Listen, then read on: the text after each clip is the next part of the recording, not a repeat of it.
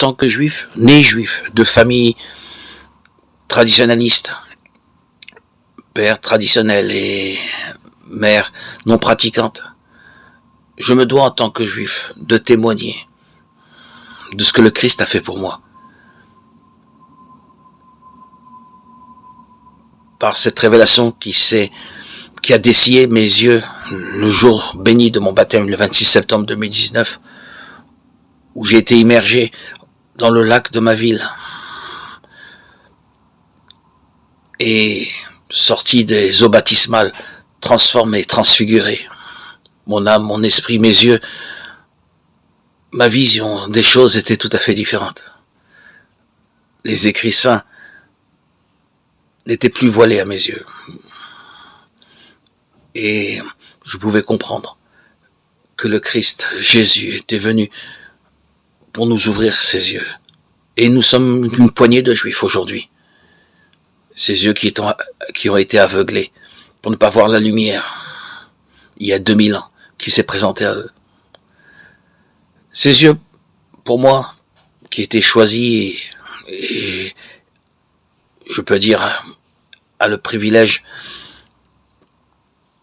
de connaître le Christ, ses yeux sont bien ouverts.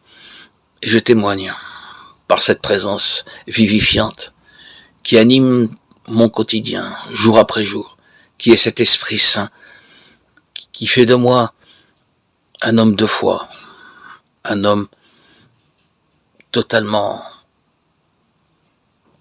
soumis et obéissant à la parole que le Dieu vivant, Jésus-Christ, nous a enseigné. Je témoigne aujourd'hui. Mais pour vous, chaque juif, vous devez savoir que malgré que nous sommes le peuple de la révélation, avec une vocation, nous sommes quand même ignorants de certaines vérités importantes. Pour la première, c'est que nous sommes des pécheurs et transgresseurs des ordres divins. Même ayant la lettre de la loi, la Sainte Torah, l'Écriture dit que Dieu regarde du haut des cieux pour voir si quelqu'un est intelligent et cherche Dieu. Mais hélas, il est écrit dans le psaume 14, verset 3, « Tous sont égarés, tous sont pervertis. Il n'en est aucun qui fasse le bien, pas même un seul. » Il fallait absolument des sacrifices pour l'expiation des péchés, le sang étant la base du pardon. Dieu a dit à Moïse, « Le principal vital de la chair est dans le sang, et moi, je voulais accorder sur l'autel pour procurer l'expiation à vos personnes, car c'est le sang qui fait l'expiation pour la personne. » Lévitique, chapitre 17, verset 11. Depuis la destruction du temple de Jérusalem par les Romains en l'an 70, nous, peuple d'Israël, peuple juif, nous n'avons plus de sacrifice pour les péchés. Le prophète Osée nous dit dans le chapitre 3, verset 4, « Prophétiquement, les enfants d'Israël resteront longtemps sans roi, sans chef, sans sacrifice. » Même notre Yom Kippour, le jour de l'expiation, n'est pas suffisant pour le pardon. Puisque sans effusion de sang, il n'y a pas de pardon. Les prières ne peuvent pas remplacer les sacrifices.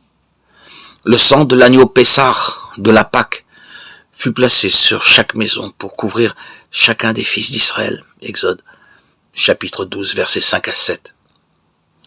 Dieu a donné à Israël le sacrifice par excellence. Yeshua, Jésus.